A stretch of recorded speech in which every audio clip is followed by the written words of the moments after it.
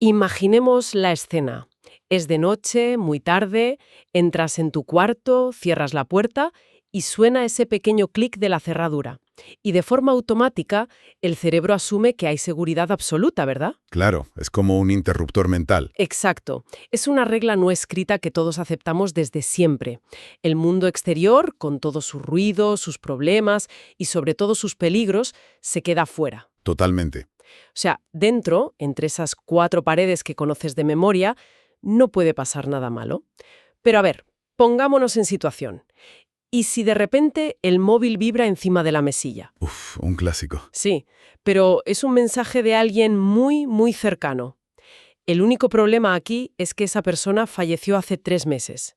Y el mensaje que ilumina la pantalla dice literalmente, ábreme que ya estoy en el pasillo. Buah, es que ese es el punto exacto donde la mente se fractura por completo. Es la ruptura total del concepto de refugio seguro.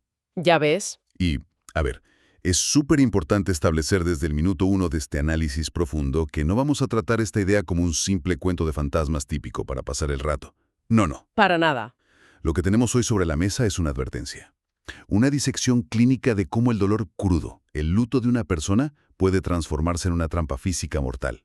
Y cómo lo cotidiano se vuelve en tu contra. Exacto. Hoy nos sumergimos de lleno en los escalofriantes fragmentos de una historia titulada El silencio con dientes. Y bueno, hay que dejar clara esta advertencia para toda la audiencia desde ya. Sí, por favor. Nunca, pero nunca, se debe dar por sentado que al echar la llave, el peligro se queda fuera. Porque a veces simplemente nos encerramos a solas con lo que sea que estaba intentando entrar. Qué mal rollo, de verdad. Y por cierto, un apunte rápido para quienes nos escuchan. Si alguien todavía no conoce esta historia o no la ha leído, hemos dejado un enlace directo en la descripción del audio. Es súper recomendable guardarlo y revisarlo después de esta charla, para vivir la experiencia original a fondo. Es que es una lectura obligatoria, sin duda.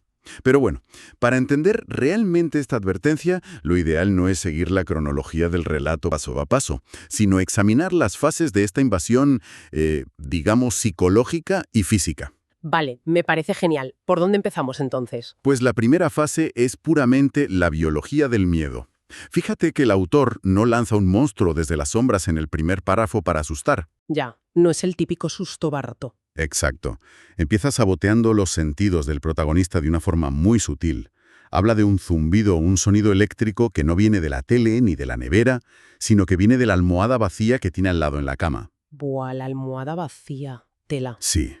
Y luego describe algo súper particular. Dice que el aire de la habitación empieza a tener el sabor metálico de las monedas viejas. Oye, fíjate que ese detalle del sabor metálico me voló la cabeza por completo.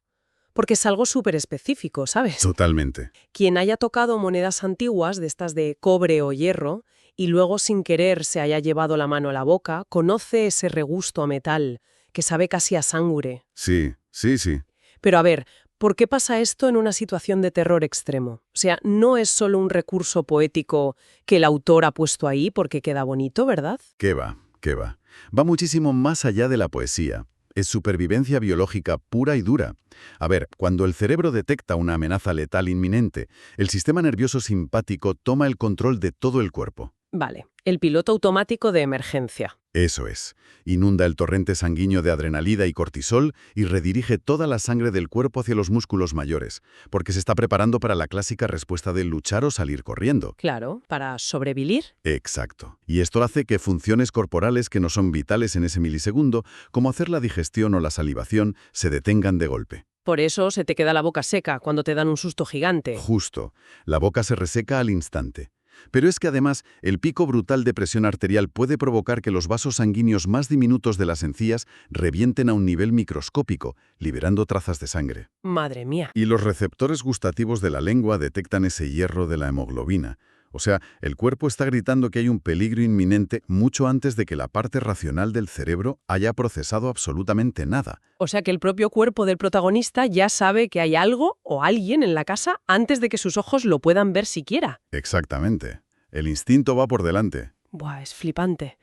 Y bueno, hablando de los ojos, aquí es donde la historia altera el espacio físico de una forma brutal, que es algo que da muchísimo miedo. Sí, la distorsión del entorno.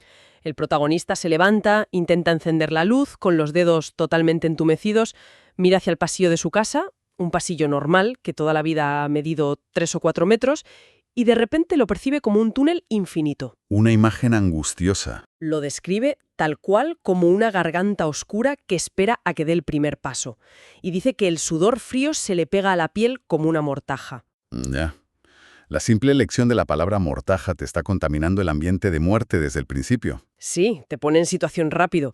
Pero a ver, conectando esto de la distorsión del pasillo con algo muy actual, a quienes les gusten los videojuegos, esto suena exactamente igual que cuando juegas a un título de terror psicológico, ¿no? Ah, sí, totalmente. Y a juego te lanza un glitch intencionado. O sea, el mapa de tu propia casa virtual de repente se estira, las paredes se alargan muchísimo y cambian de proporciones solo para atraparte. Sí, para desorientar al jugador. Exacto, el objetivo es hacerte dudar de tu propia cordura. Es que la analogía del videojuego es perfecta, visualmente, pero aquí hay un matiz científico muy importante. A ver, cuéntame. En un videojuego, un glitch es un error de programación o un truco que ponen los creadores.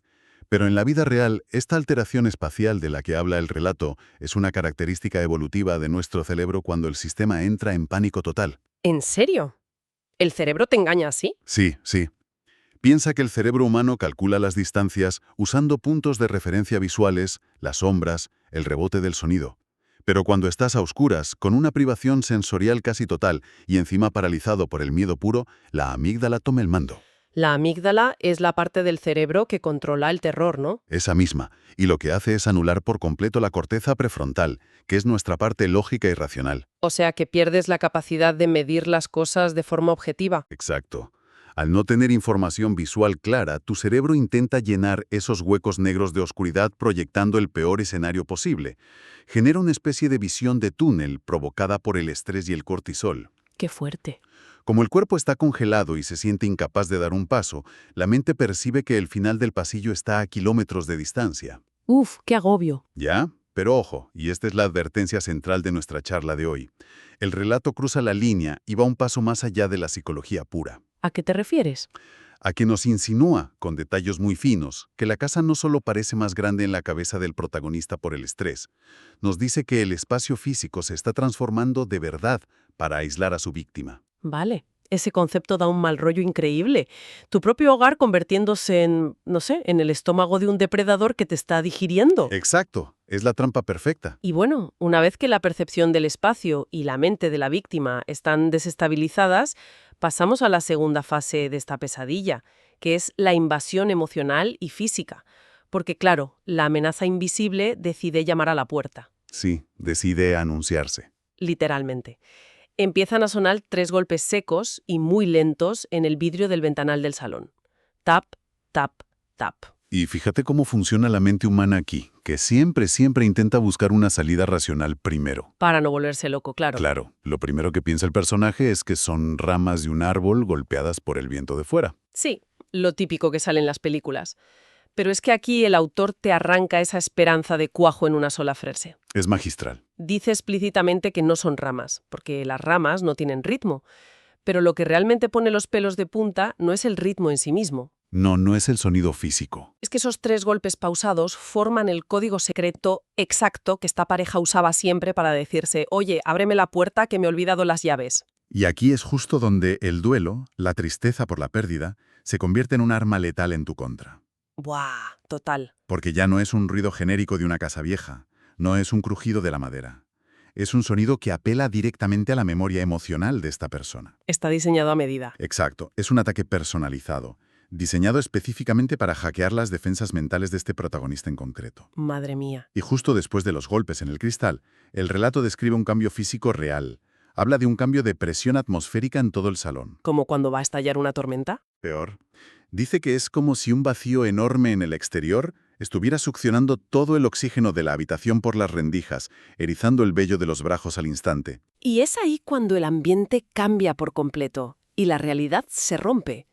El protagonista, que va caminando descalzo por la casa, nota que la alfombra del salón está inexplicablemente húmeda. Sí, el agua que aparece de la nada. Aparece un rastro de agua gigante que atraviesa el salón entero. Pero ojo, que no huele a lluvia de otoño ni a cañerías rotas, que sería lo lógico. No, para nada. El autor especifica que huele a agua de estanque, a agua estancada y a flores marchitas, o sea, huele a cementerio antiguo. A muerte pura. Totalmente. Y entonces, en medio de la sala, iluminada solo por una farola de la calle, se topa con el objeto imposible. La mecedora. Una mecedora vieja, pero no es cualquier mecedora que haya comprado de segunda mano, es la mecedora exacta de su mujer, la misma que él juró haber regalado o tirado justo la semana después del funeral. Y adivina, Se está moviendo sola.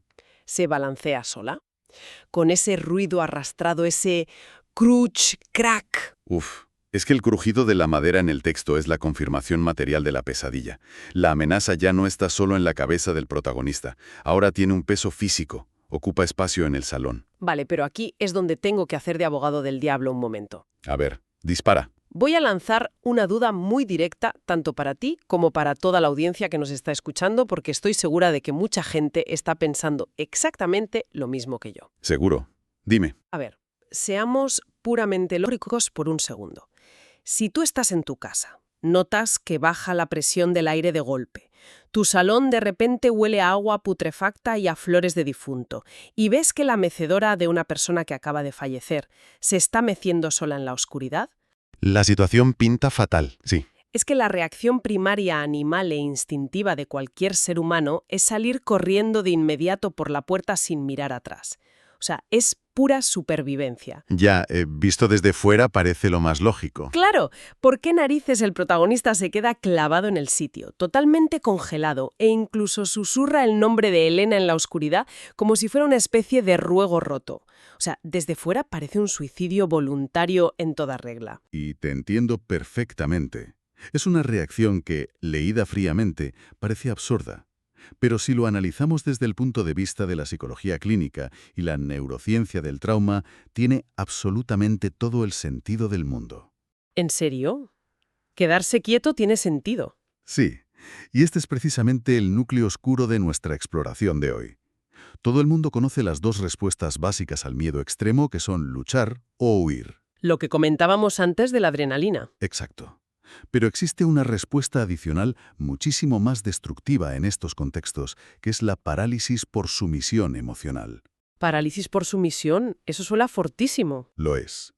El duelo profundo actúa como si fuera un virus informático metido en el sistema operativo de supervivencia del cerebro.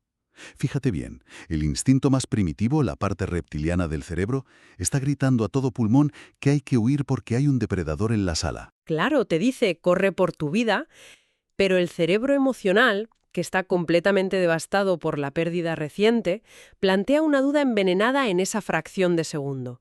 Te susurra, ¿y si realmente es ella? Ostras. La esperanza irracional de volver a ver a ese ser querido, de poder cancelar el dolor insufrible de la muerte, aunque sea por un segundo, es tan sumamente abrumadora que choca de forma frontal con el instinto de fuga. O sea que se crea un cortocircuito brutal en la cabeza. Un cortocircuito absoluto. El dolor de tener que aceptar que esa persona se ha ido para siempre es en ese preciso milisegundo 1000 veces más insoportable que el miedo físico a morir. ¡Buah, qué forma tan bestia de explicarlo! Por eso el personaje no corre. Baja sus defensas de forma totalmente voluntaria porque necesita creer en la ilusión. Quiere que sea ella.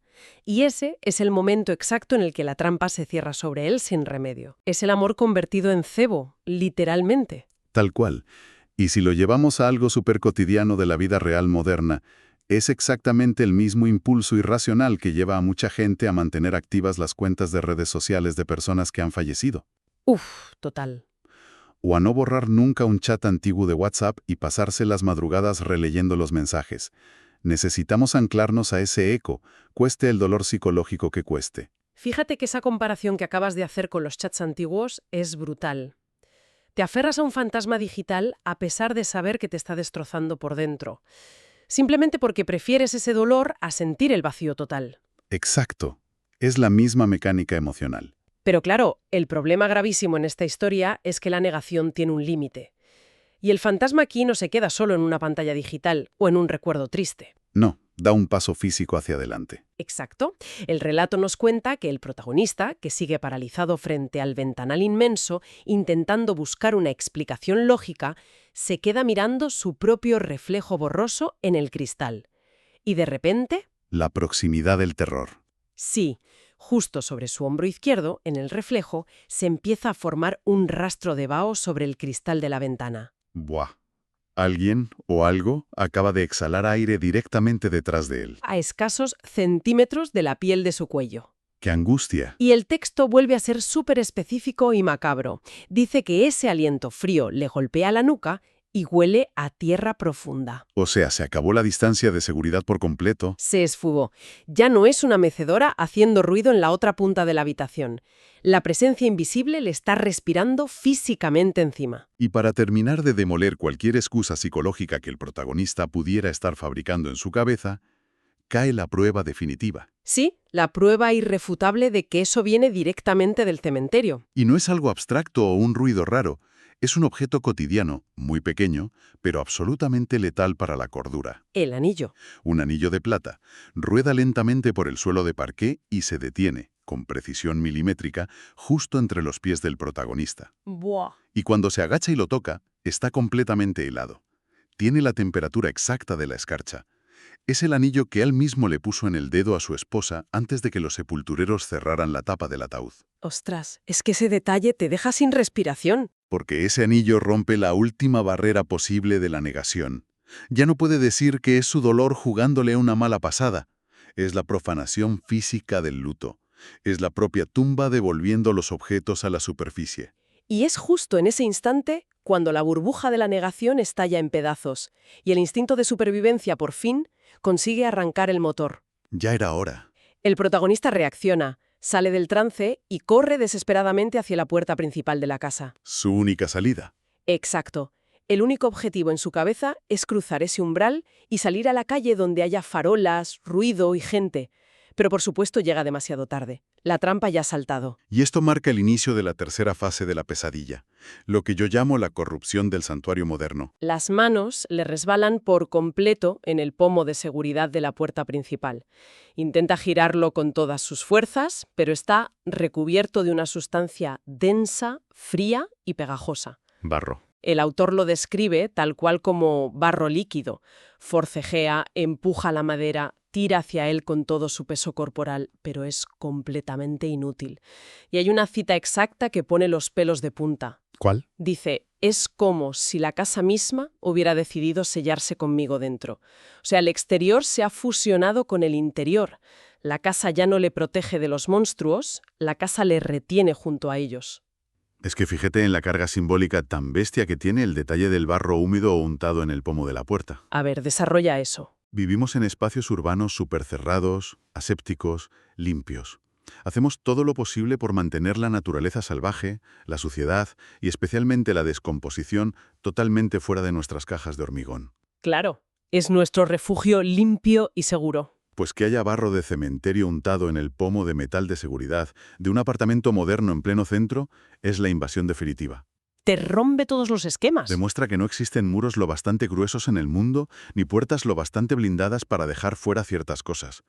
El concepto de hogar, tal y como lo conocemos, queda totalmente subvertido. O sea, ya no eres el rey en tu propio castillo. Para nada. Te acabas de convertir en el prisionero dentro de tu propia celda de aislamiento. Uf, y lanzo un apunte aquí, una pequeña aportación personal para toda la audiencia que nos está escuchando. Adelante. Solemos pensar siempre que nuestra casa es una fortaleza irrompible, pero el autor le da la vuelta a la tortilla de una forma súper sádica. Aquí la casa es una caja fuerte, sí, pero alguien acaba de tirar la llave al fondo del mar para que te quedes completamente a solas con el peligro. Es asfixiante. Totalmente. Tienes el pánico físico al máximo nivel, los pulmones quemando por la falta de aire, las manos llenas de tierra de tumba, y estás atrapado a oscuras en tu propio recibidor. El límite de la resistencia humana. Pues justo en este punto de no retorno, donde parece matemáticamente imposible que la tensión pueda escalar más, el relato ejecuta su golpe maestro, su asalto final. Y vaya salto. Y lo más fuerte es que no lo hace con violencia física explícita. No usa un cuchillo, no usa garras de monstruo. Utiliza en tu contra el dispositivo que más paz mental nos proporciona hoy en día. La tecnología. Nuestra línea de salvación permanente con el resto del mundo. El móvil. Exacto. Llegamos al clímax narrativo de todo este viaje. Es la colisión perfecta entre el terror más ancestral, supergótico y primitivo, y nuestra dependencia digital contemporánea. El móvil empieza a vibrar frenéticamente dentro del bolsillo del pantalón del protagonista. Rompiendo el silencio. Y en medio de toda esa oscuridad, rodeado del olor nauseabundo a tierra húmeda y barro, saca el teléfono y se enciende la pantalla LED. Es una notificación de un mensaje de texto. El suspenso aquí es insoportable. Y cuando la mirada del personaje, que estará llorando del pánico, consigue enfocar el nombre del remitente en la pantalla... Es el número de su mujer. ¡Ostras! El mismo teléfono móvil que decidieron enterrar con su cuerpo bajo tierra, cito textualmente, para que siempre pudiera llamarlos. Es que, fíjate, aunque parezca una locura, es una práctica moderna sorprendentemente común. ¿En serio? ¿La gente hace eso? Sí, sí. Introducir teléfonos móviles totalmente cargados dentro de los ataúdes de los familiares. Antiguamente, las culturas clásicas enterraban a sus muertos con objetos simbólicos, espadas, monedas de oro para pagar al barquero o alimentos para el largo viaje al más allá. Claro, lo que se estudia en historia. Pues hoy en día la ansiedad colectiva que tenemos por la desconexión es tan sumamente inmensa que enterramos líneas telefónicas activas bajo tierra. Madre mía, es verdad. Intentamos crear una especie de cordón umbilical de fibra óptica hacia el más allá. Es el consuelo psicológico de pensar, bueno, si en algún momento nos necesita, tiene cómo comunicarse con nosotros. Ya, la intención es preciosa y súper triste a la vez. Pero el relato agarra a esa premisa tan inocente y le da una vuelta macabra espectacular. Te dice que si tú dejas un canal de comunicación abierto hacia la oscuridad, también le estás dando permiso a algo para que responda a través de él. ¡Buah!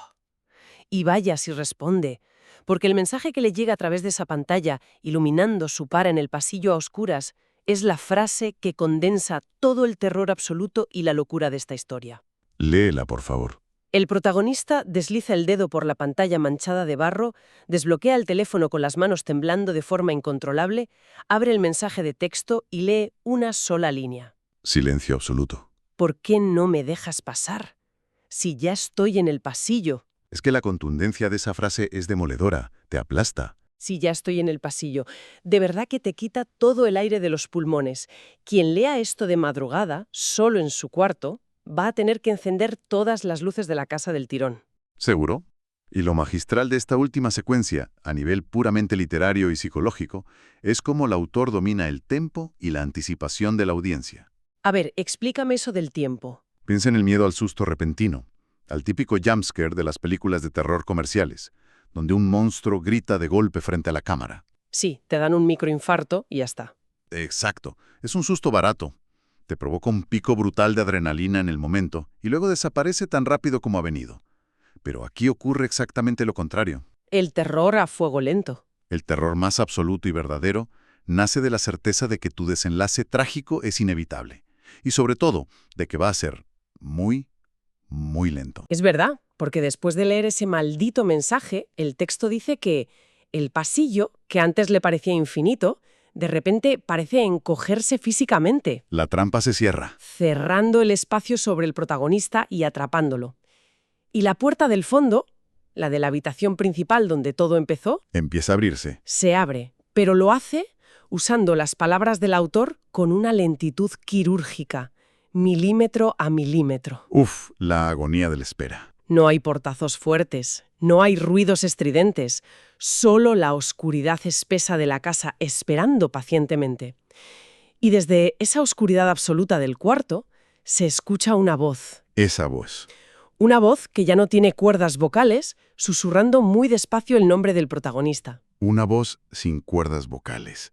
Es que la simple descripción del intento puramente mecánico de articular un sonido humano desde una garganta arruinada por el tiempo bajo tierra es espeluznante. Da un mal rollo que no veas. Y aquí fíjate que cerramos el círculo de lo que yo llamo la traición tecnológica. Sí, lo que decíamos del móvil. Nosotros siempre esperamos que el teléfono móvil sea nuestra última y más segura línea de defensa. Lo usamos para llamar a emergencias, pedir auxilio a un familiar o simplemente encender la linterna para no estar a oscuras. Es como nuestro escudo mágico contra el mundo. Total.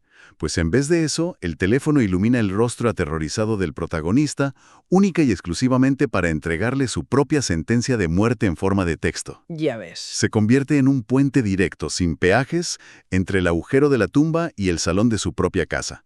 Es una metáfora brillante de que hay ciertas conexiones vitales que, una vez que la propia naturaleza ha decidido romper, jamás de los jamases deberíamos intentar restablecer. Si hacemos una recapitulación rápida de esta inversión, el viaje del protagonista es espectacular. Un descenso impecable a los infiernos. Empezamos con unos detalles súper sutiles, casi imperceptibles. Un zumbido eléctrico en la cama, un sabor a hierro asqueroso en la boca, una percepción confusa de la distancia en un pasillo oscuro. Todo muy psicológico al principio. Y de ahí escalamos a una caída libre hacia el pánico más visceral.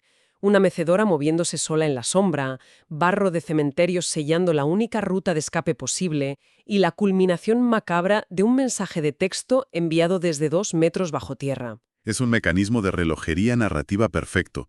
Y creo que el gran acierto del texto, lo que lo hace perdurar en la memoria, es que no cierra con una escena de sangre o violencia física explícita. Es verdad, no hay gore ni nada parecido. No describe el ataque final porque, francamente, no hace falta. Deja que la mente de la audiencia rellene ese último espacio en blanco. Y la imaginación humana siempre será muchísimo más cruel y peor que cualquier cosa que el autor pudiera atreverse a escribir en un papel. Totalmente de acuerdo. Te abandona ahí, tirado en la oscuridad, en el clímax absoluto de la historia. Pero no solo te suelta la mano de golpe, sino que te deja un último pensamiento implantado en el cerebro antes de irse. ¿El golpe final? Hay unas líneas en las fuentes originales que me gustaría dejar flotando en el aire, a modo de advertencia súper directa, para que quienes escuchen esto reflexionen seriamente esta noche al llegar a casa. A ver, adelante con ellas. Mañana, cuando alguien note que no has salido de tu apartamento en todo el día y vaya a buscarte, estarán las llaves puestas por dentro en la cerradura. O simplemente encontrarán una cama deshecha, un rastro de aire helado en la habitación y el silencio absoluto de alguien que nunca terminó de despedirse. Uf. Y esa imagen tan potente nos lleva a una reflexión final que, aunque no está formulada explícitamente con esas palabras en el texto original, respira detrás de cada párrafo de la historia. ¿Cuál es tu conclusión? Que muchísimas veces pensamos que esos objetos que introducimos en los ataúdes junto a nuestros seres queridos por puro amor y desesperación, el móvil, un anillo de bodas, una carta o un reloj, son regalos inofensivos de despedida. Cositas para que no se sientan solos en ese viaje, ¿no? Exacto. Pero, ¿y si en el plano de lo totalmente desconocido, en esas grietas oscuras de la realidad que no entendemos, esos objetos físicos no funcionan en absoluto como regalos, ¿Sino como qué? sino como anclas? Wow. Y la advertencia aquí es clarísima para todo el mundo. Si, ya sea de manera consciente o totalmente inconsciente por el dolor, dejas un ancla firmemente sujeta al fondo de la oscuridad, debes saber que la cuerda, tarde o temprano, siempre puede tirar hacia arriba. Buah, madre mía. Si dejas un ancla sujeta al fondo, la cuerda puede tirar hacia arriba. Es una imagen que se te clava. ¿Qué frase para cerrar? De verdad que se te queda el cuerpo cortado. Yo estoy segura de que más de una persona de nuestra audiencia se lo va a pensar muy, pero que muy en serio, antes de levantarse a oscuras esta madrugada para ir a la cocina por un simple vaso de agua. Seguro que encienden todas las luces del pasillo. Y definitivamente nadie volverá a mirar un chat antiguo y silenciado de la misma manera después de hoy. Muchísimas gracias a toda la gente que nos ha acompañado en este análisis profundo, en este viaje a las sombras de lo cotidiano. Gracias por escuchar. Recordad una cosa vital. Comprobad siempre que la puerta principal está bien cerrada. No os quedéis mirando demasiado tiempo vuestro propio reflejo a través del cristal oscuro de la ventana. Y sobre todo, si esta noche vibra el móvil de repente y en la pantalla aparece un número que debería llevar meses y meses desconectado, ni se os ocurra contestar. Nos escuchamos en la próxima inmersión.